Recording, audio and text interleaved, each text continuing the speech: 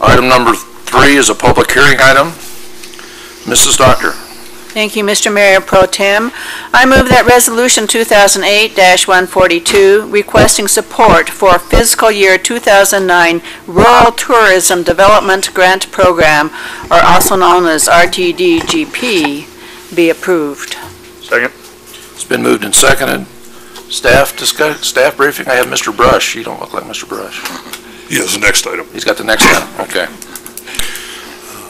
Mayor Pro Tem Mueller, members of the council, ladies and gentlemen, this resolution, which would be submitted to the Arizona Office of Tourism, is actually a combined effort of the city and the Convention and Visitors Bureau, and the request is for funding for projects down at the intersection of Fry Boulevard and Buffalo Soldier Trail.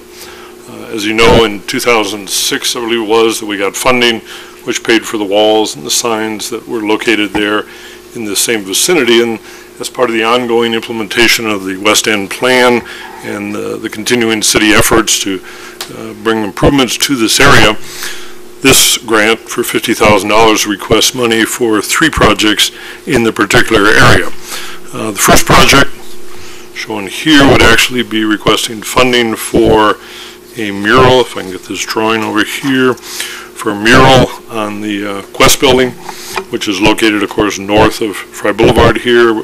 Permission has been received from Quest to do a mural on that particular. This is what it looks like now, and this is an artist's rendering of what it could possibly look like afterwards if this grant is received.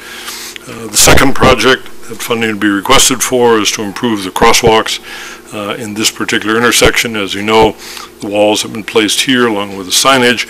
And the third project that would be requested is funding for landscaping north from Fry Boulevard on the east side of Buffalo Soldier Trail to landscape this area, which currently has none. And of course, further to the north here is Forest Dorner Linear Park that does have a very nice landscaped area along there. So that would be to complete this part, and of course people coming into the city along that portion of Buffalo Soldier Trail would see a very different image if we were able to receive this funding. As I said, this is a joint effort from Community Development and Convention and Visitors Bureau. The application, if the resolution is approved this evening, would be sent up to the Arizona Office of Tourism, and we hope it would be successful. Thank you, Mr. Herwick. Any comments, questions, discussion? Seeing none, I'll call for the question. All in favor? Unanimous. Thank you, Mr. Herwick. Item number 4, Mr. Blanchard, please. Mr. Mayor Pro Tem, I move that Resolution 2008-143, Development Code Text Amendments, Water Adequacy, Article 151.19, and declaring a 30-day public record period be approved. Second. It's been moved and seconded. Staff presentation, Mr. Brush, please. Thank you, Mayor Pro Tem Mueller and members of council. This code amendment does have to do with the adoption of new code language for the development code having to do with proving water adequacy for new subdivisions. As council is aware, on April 18th of this year, the Cochise County Board of Supervisors did adopt new subdivision regulations that were enabled by the state of Arizona under Senate Bill 1575. The Senate bill requires that when a county adopts those regulations, all the cities within that county are automatically covered by those same provisions. So in essence, we've been under this requirement for the past 6 months, and the purpose of the code amendment is simply to get language in our development code so that developers and engineers and so on are aware of the requirement early on in the process when they're considering development in the city. And water adequacy as defined by the state, it's in the process of being rewritten as we speak, but the current definition includes meeting 5 criteria.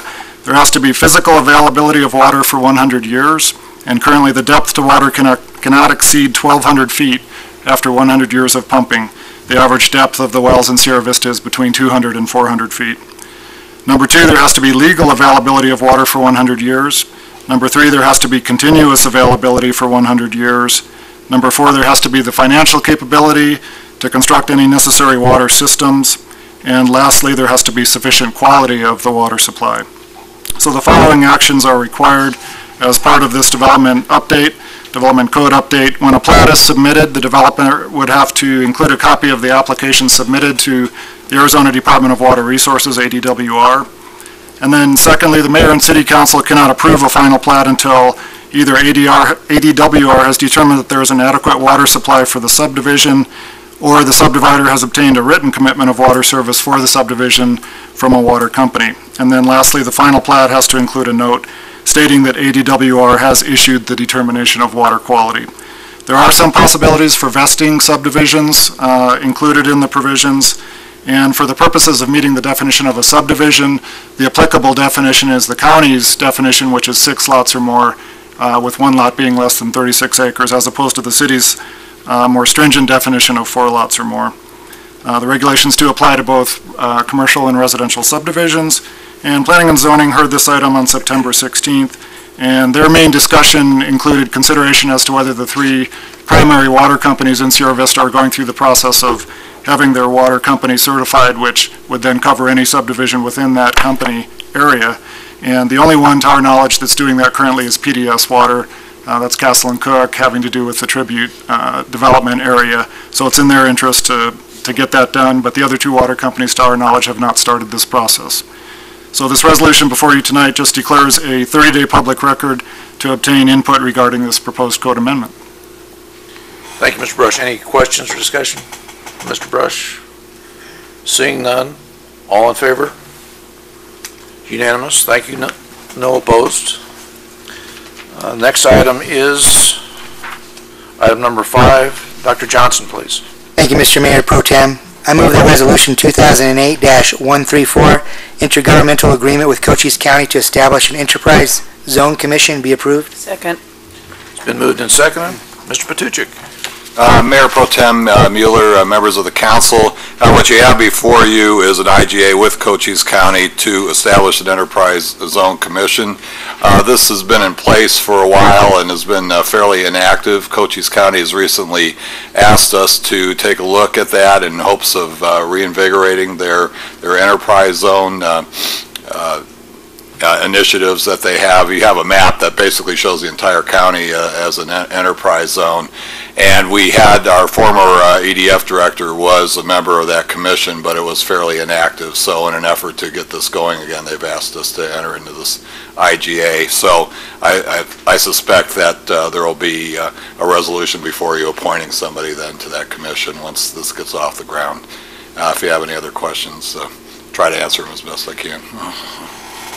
Questions? Seeing none, I'll call for the question. All those in favor?